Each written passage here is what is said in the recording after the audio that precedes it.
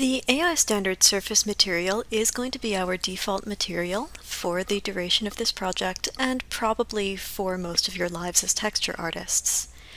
The AI standard surface is an all-in-one material, and if you ever go outside of the world of Arnold, you'll find that most programs have a similar shader that does similar things, though it will most likely be called something completely different. The way the AI standard surface material works is pretty straightforward.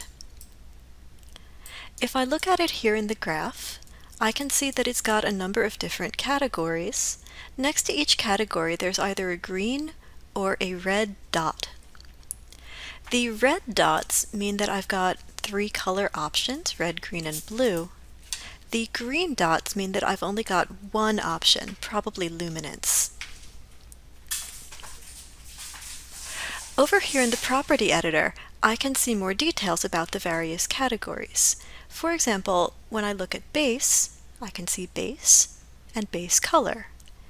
Here I've got base, weight, color, roughness, and metalness.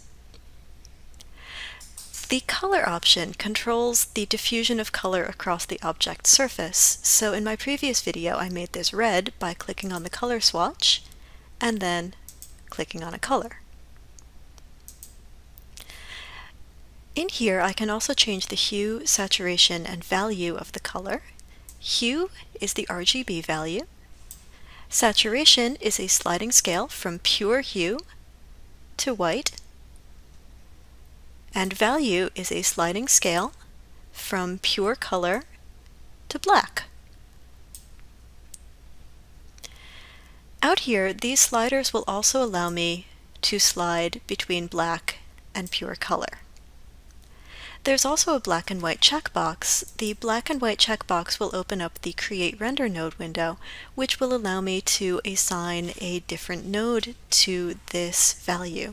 So for example here, I could assign a noise node, and that would give me a weird little speckledy pattern. Over here in the graph, I get the technical name for this is actually a noodle, so I will get this little noodle here. The noodle connects my noise node to the base color of the AI standard surface.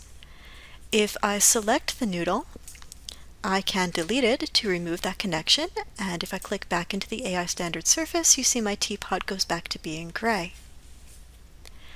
In the graph area, I can also connect the color of the noise node back to the base color of the AI standard surface. That will remake the noodle and remake the connection.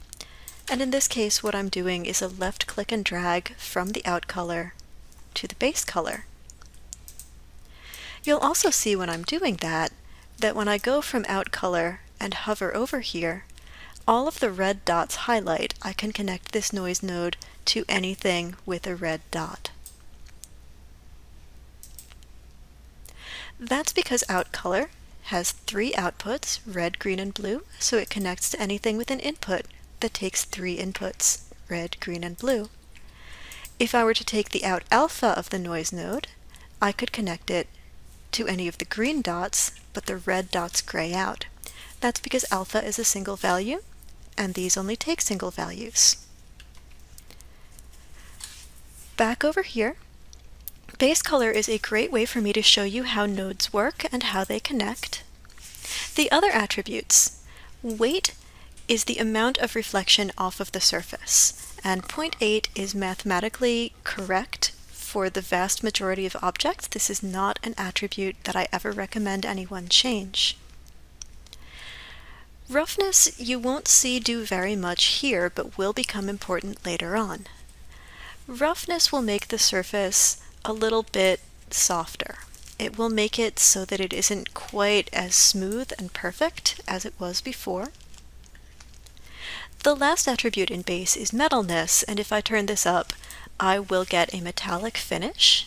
To make that more evident, I will go over to Arnold, and now you'll see that I start to get really nice metallic reflections on my teapot.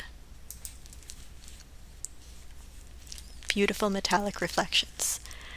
That's my base area, and also an explanation of the way to connect nodes by creating them here using the black and white checkbox. and then connect and disconnect here in the graph area. To finish this off, here in the graph area, if I press my Tab key and type in noise, I can make another noise texture. And now I have two of them. So if you're more comfortable typing than with using the Create Render Node window, you are certainly free to do so. I will pause this here. When I get back, I will continue to talk about the rest of the AI Standard Surface attributes.